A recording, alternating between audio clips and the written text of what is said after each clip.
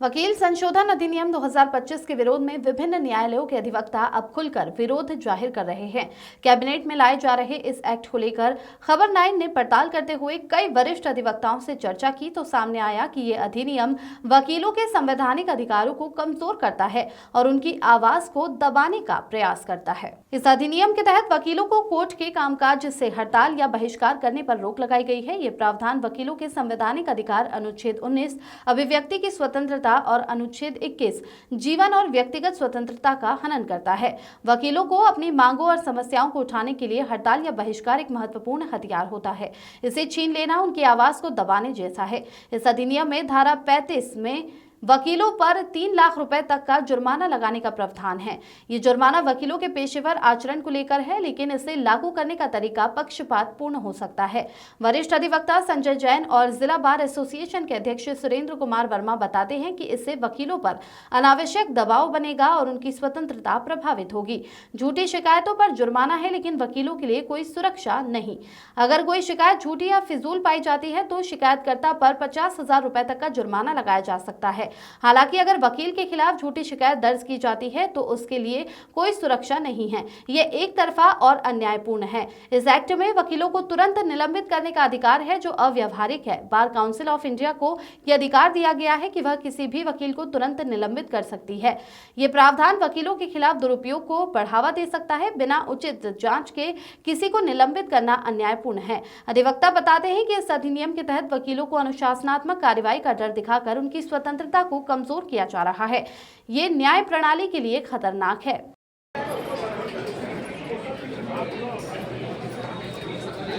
कैसे जो एक्ट लाया जा रहा है वह पिछले दरवाजे से लाया जा रहा है। वकीलों की किसी संस्था को इसका कोई कार्रवाई नहीं भेजी गई और न ही बेंच को इस संबंध में बताया गया। बार और बेंच पे लगातार हमले हो रहे हैं। एक अभिभाषक समाज ही एक ऐसा बचा हुआ है जो सबके विरुद्ध लड़ाई लड़ता है। उसको उसके दायरे को संकुचित करने के लिए, उसके वैधानिक अधिकारों के ऊपर हमला करने के लिए और धारा 19 और 21 संविधान की जो है, जो हमें स्वतंत्रता देती है, हम उस तरीके से काम करते हैं। न्यायालय और अभिभाषक वर्ग राष्ट्रपति के अंतर्गत आता है, ये शासन के अंतर्गत नहीं आता है। कार्यपालिका अलग है, न्यायपालिका अलग है और विधायिका अलग है। आज सत्ता के मदमस्त होकर जो ये तरीका अपनाया जा रहा है, वकीलों ने अंग्रेजों के खिलाफ लड़ाई लड़ी है, वर्तमान फासिस्टवाद के खिलाफ, वर्तमान शासन के खिलाफ भी हमारा संघर्ष चालू हो गया है। प्रोटेक्शन एक्ट कहा गया, हमारी बाकी मांगे कुछ नहीं। हड़ताल जन्म सिद्ध अधिकार है, संविधान के द्वारा हमें दिया गया है। हम हमारी मांगों के लिए हड़ताल और बहिष्कार जैसी कार्रवाई लगातार पहले से ही करते आ रहे हैं और करते रहेंगे और हमारे इस अधिकार को संविधान के द्वारा ही समाप्त किया जा सकता है।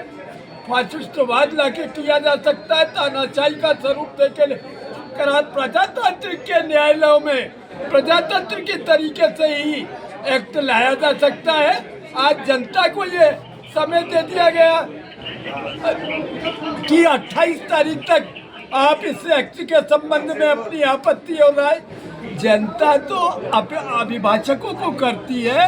जनता इस कानून का कहाँ ज्ञान, न कोई इन्होंने जनता में पब्लिश किया, न इसका प्रारूप पब्लिश किया।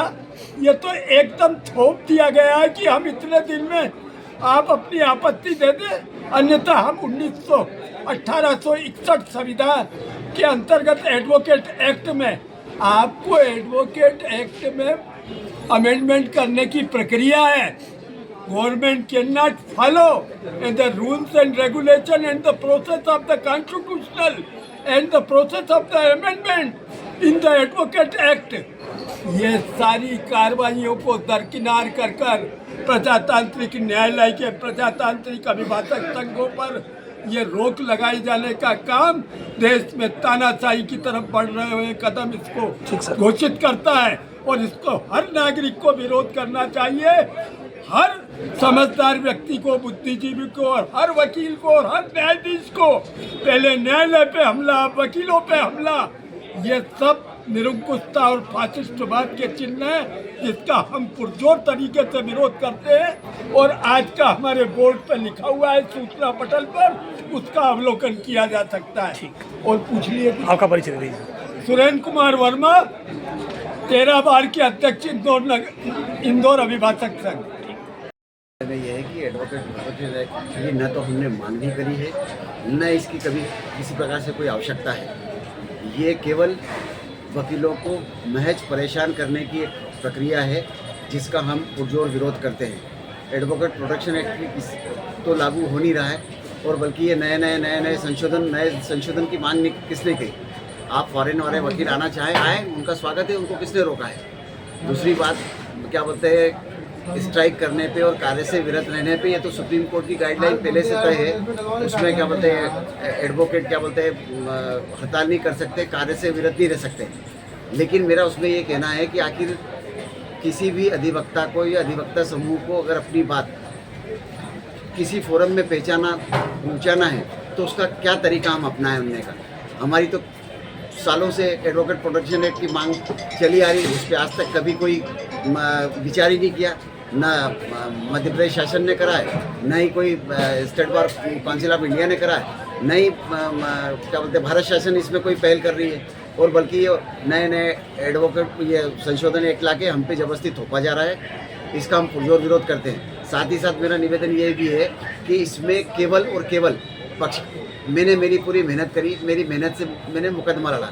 नेचुरल है, 2 पक्ष मुकदमा लड़ते तो एक हारेगा और एक जीतेगा, तो क्या जो जीतेगा वो तो खुश होगा और जो हारेगा वो उनके वकील की शिकायत करेगा और वकील को इसलिए कंपनसेट किया जाएगा, उसको क्या बोलते हैं दंडित किया जाएगा। तो ये किसी भी प्रकार से न्यायोचित नहीं है, हम इसका पुरजोर विरोध करते हैं। इसकी संशोधन की एक्ट की कहीं कोई आवश्यकता नहीं है। धन्यवाद।